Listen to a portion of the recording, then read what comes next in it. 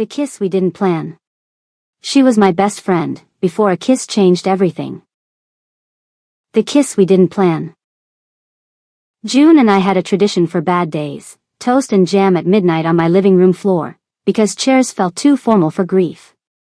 We met freshman year when my roommate brewed beet juice in mason jars and called it medicine. June wordlessly handed me a granola bar and said, "You look like you need carbs and plausible deniability." She became my person before I had language for it. Pre-coffee texts, post-shift debriefs, emergency runs for lemon seltzer and sanity. Best friends was the tidy label. It fit, until it started catching on the drawer. The night everything tilted, the sky dumped warm rain without warning. June arrived dripping, hair plastered to her cheeks, hoodie clinging to her like a hug she hadn't consented to.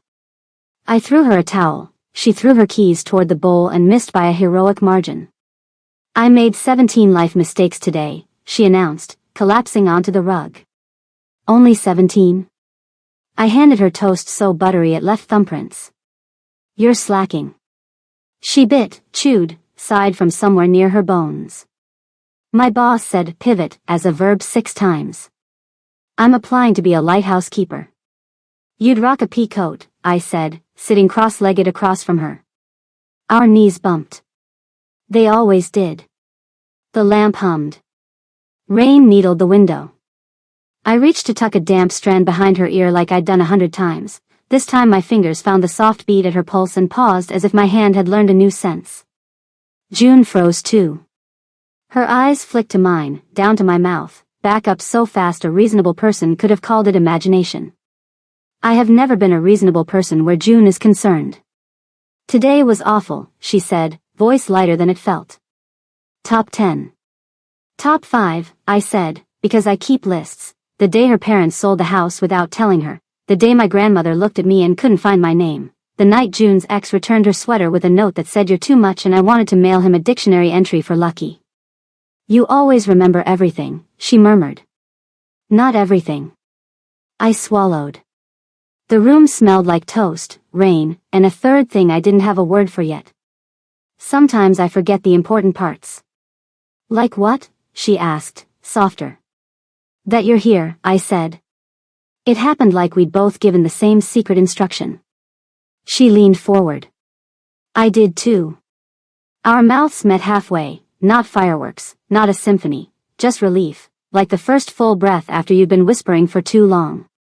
Her hand landed on my wrist to steady herself. My pulse didn't get the memo.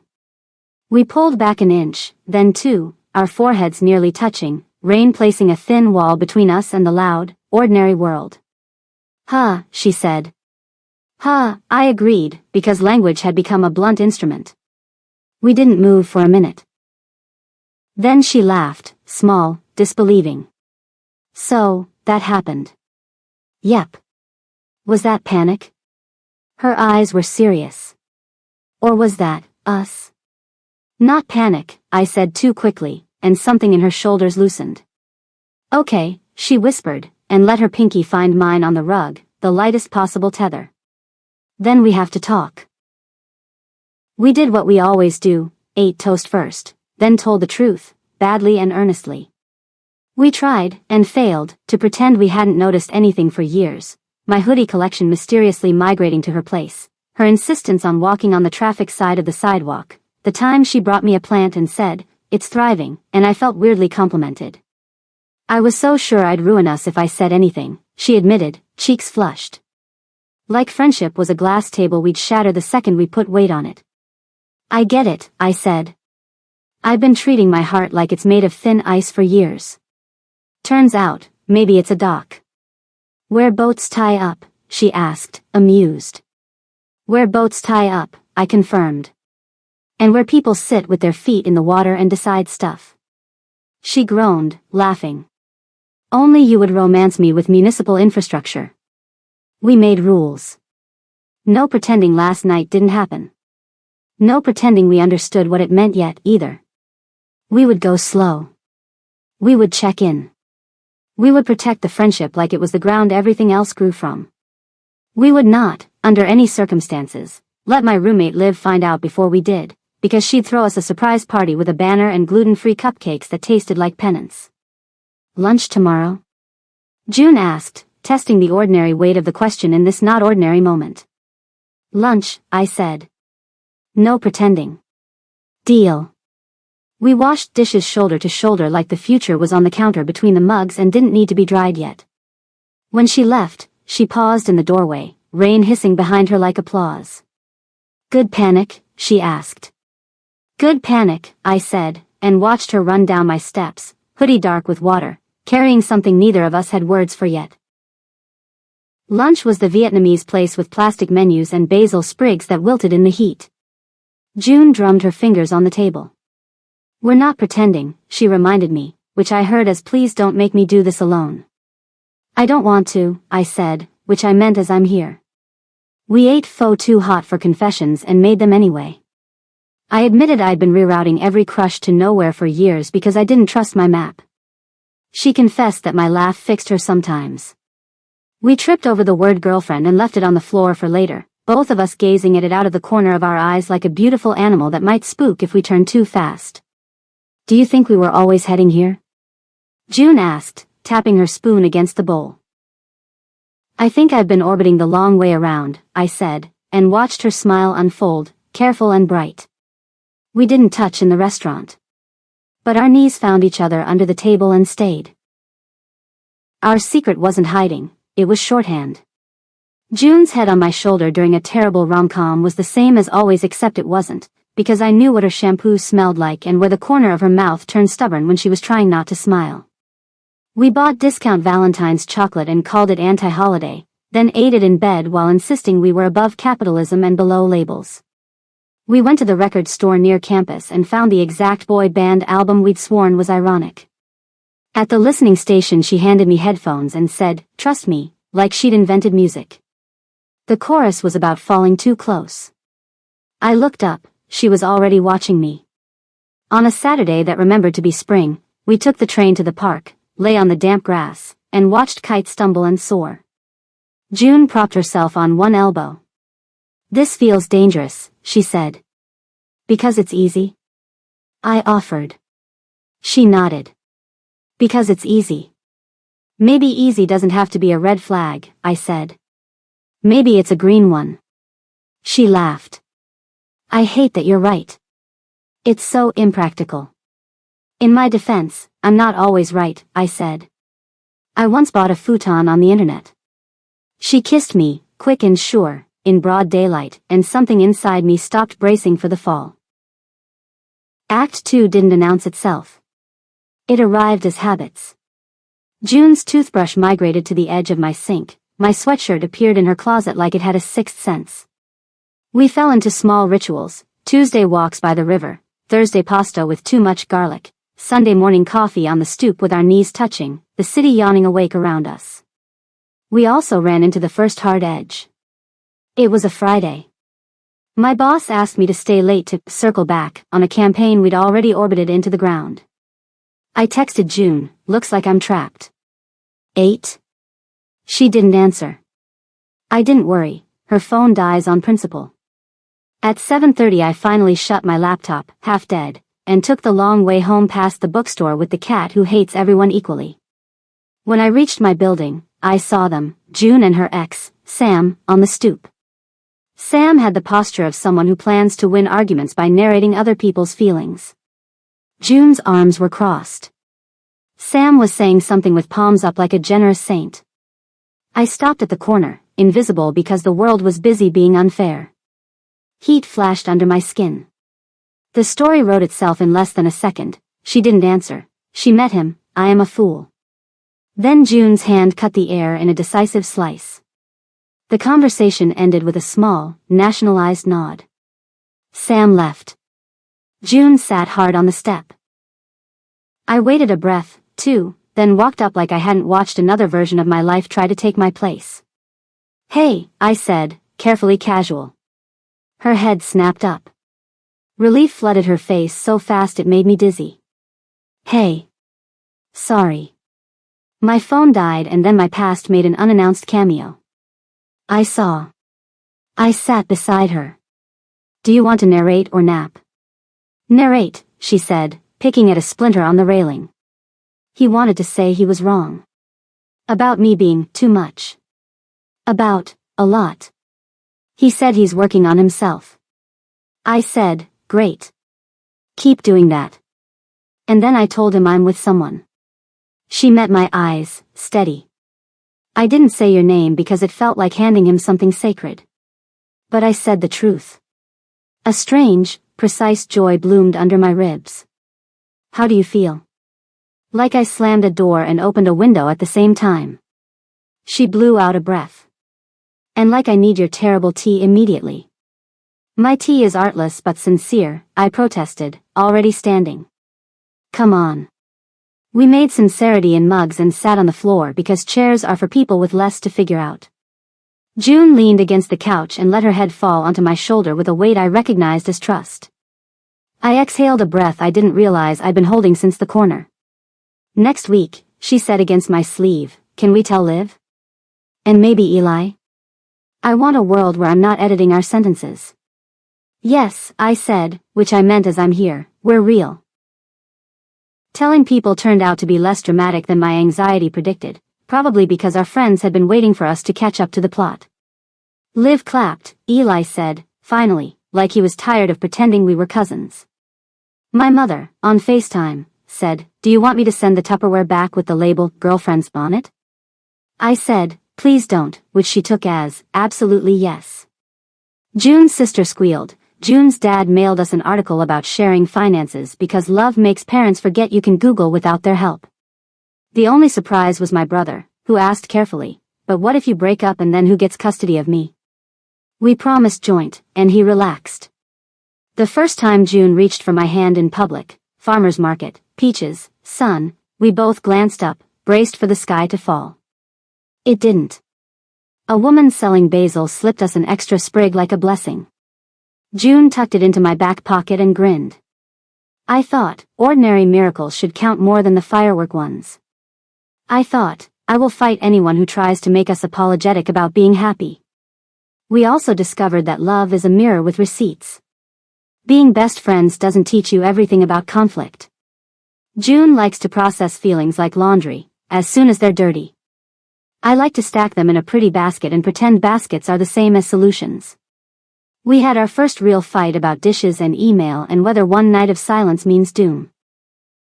She stood in my kitchen with her hands on her hips, furious and scared. I stood there with my arms crossed, defensive and petty. It wasn't about dishes. Tell me the story you're telling yourself, she said finally, softening. I wanted to laugh at the therapist phrase and couldn't. That if we don't get this right, I lose you, I said, raw and shocked to hear it out loud. Her face shifted the way the sky does when a cloud moves and light finds you again. I'm not a test you pass, she said, stepping forward. I'm the person who does the dishes with you while we figure out the test. I wanted to argue. I wanted to crawl under the table and stay there forever. I chose the third option, I said, okay, and meant it. We wrote new rules on a sticky note and stuck it to the fridge, no mind reading. Ask before assuming. Hug before washing knives. We were ridiculous and earnest and messily human, we were learning. Being with June didn't make me less myself. It made me more, like someone had turned a dimmer switch the right way. Midway, my grandmother's memory came like the tide, and on a windy Tuesday it went. She sat in a sterile waiting room and asked me if I was the nurse. It broke something I'd been pretending was unbreakable. I called June and said, I don't know how to be brave, and she said, good. Don't. I'll do brave today and you can borrow it. She did. She brought soup and silence.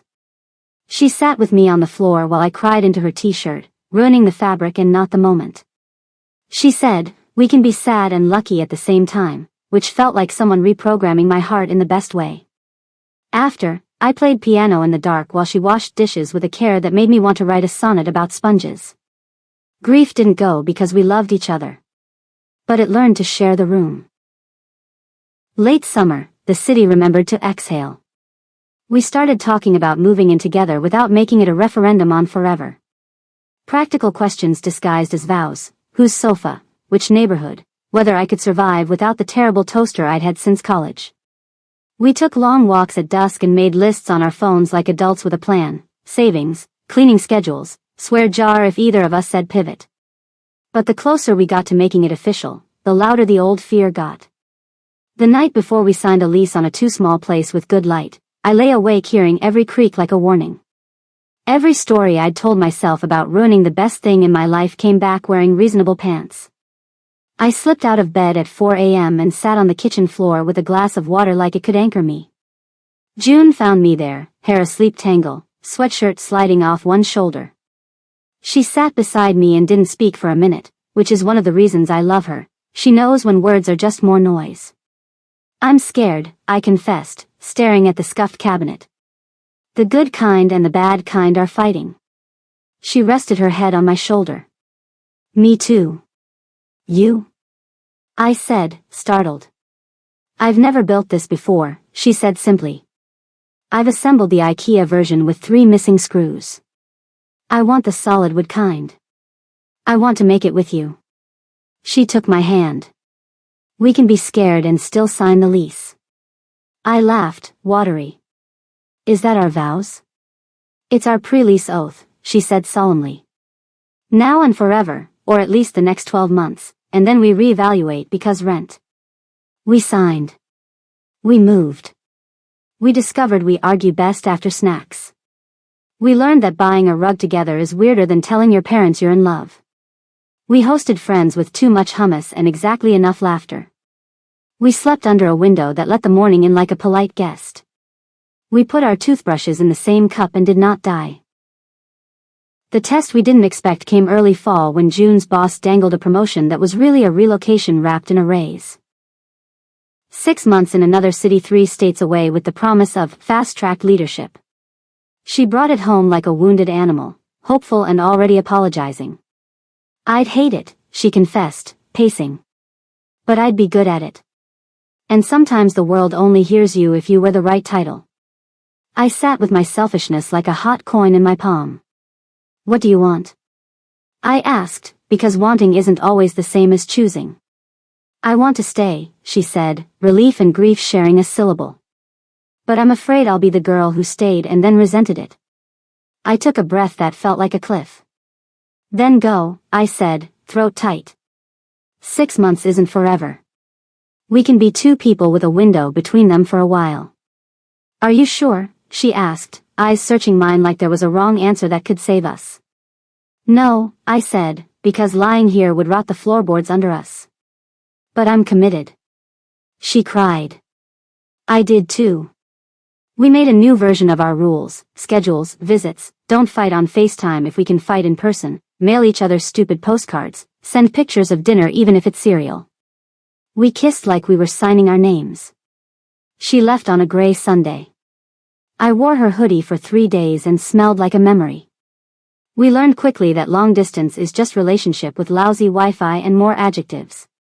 It wasn't tragic, it was work.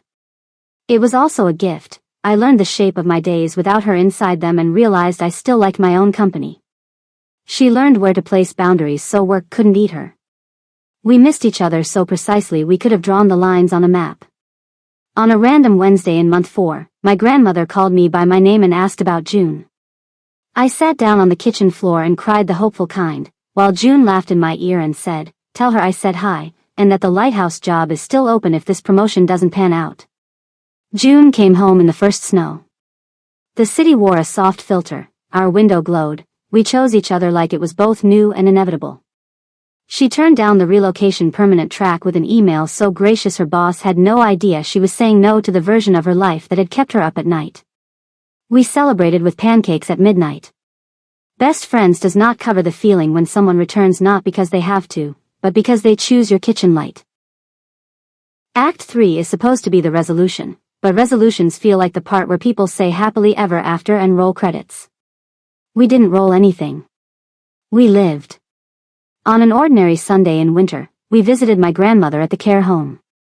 June sat beside her and hummed while I played 3 songs my grandmother used to hum while she made soup, music as mnemonic device, love as bridge across fog. Halfway through, my grandmother reached for June's hand and said, "You take good care of my girl." June squeezed back. Always, she said, and it landed like a vow approved by time. We walked home in the blue cold, exhaling small clouds. I love you, I said without rehearsing, because the moment had unzipped something. I'd said it before in 1,000 sideways ways. Your mug is clean. Text me when you're back. I bought the basil. Stay. This version felt like writing my name clearly on a form that mattered. June didn't stop walking. She smiled into her scarf. I love you too, she said, as if she'd been carrying the words around waiting for me to want them. Spring leaned in. The basil lady at the market saved us starts. Our corner cafe learned our order. We fought better, apologized faster, laughed the same. We adopted a plant we couldn't identify and pretended that was a metaphor. It grew white blossoms that smelled like a secret and made us both Google Citrus Care Zone 6. We failed to keep it alive. We tried again. We learned you can get better at tending. On a day that smelled like rain deciding to be generous, I came home to find our living room floor cleared, the rug rolled back. June stood in the middle with socks on, sheepish and excited. I know we're not dance people, she said, but, she held out a hand. Will you dance with me anyway? We swayed to a playlist that knew our names, offbeat and goofy and full of grace. Halfway through, she spun me, badly. I laughed. We tripped into each other and didn't fall. That is the whole point, I thought. Not precision. Not performance. Balance you fix together as you go. Do you ever miss before? She asked, forehead to mine, breath tickling. When it was just, undefined? Sometimes, I said, choosing the only answer that has ever made us stronger. I miss the innocence. I don't miss the guessing. Me neither, she said, and kissed me like punctuation, the mark that keeps a sentence honest. We threw a dinner for our friends on a long table we borrowed from Eli and pushed against the windows. Everyone brought something, salad, pie, a ridiculous loaf of bread that looked like a sea creature. Liv made a banner anyway.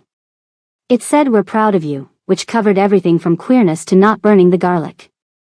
It felt like our world had kept its promises to us, or maybe we had finally kept our promises to ourselves. After everyone left, we stood in the quiet, ankle-deep in paper napkins and joy. June leaned on the windowsill and looked out at the street, where the lamplight made halos on wet pavement. I used to think love arrived with trumpets, she said. Now I think it's a key you don't realize you've been carrying. One day you look down and it's there, warm from your pocket. Does it open anything good? I asked, coming to stand behind her, hands on her hips. It opens this, she said simply, tipping her head back toward me, the room messy with evidence of being loved, the plant we were trying to keep alive, the window reflecting us back to ourselves. We didn't get engaged. We didn't move somewhere dramatic. We did something harder, we stayed. We did laundry and grief and joy and meetings that could have been emails. We ruined a pan and learned to soak, not scrub. We told the truth even when it meant sitting in silence until the right words arrived. We kissed in kitchens. We passed the butter at midnight. We chose, again and again, to be best friends inside the love story, not before it or after it, but right at the center where the ordinary lives. On an evening in late June, her month, appropriate, we took our toast to the roof and watched the sun pretend it would never leave.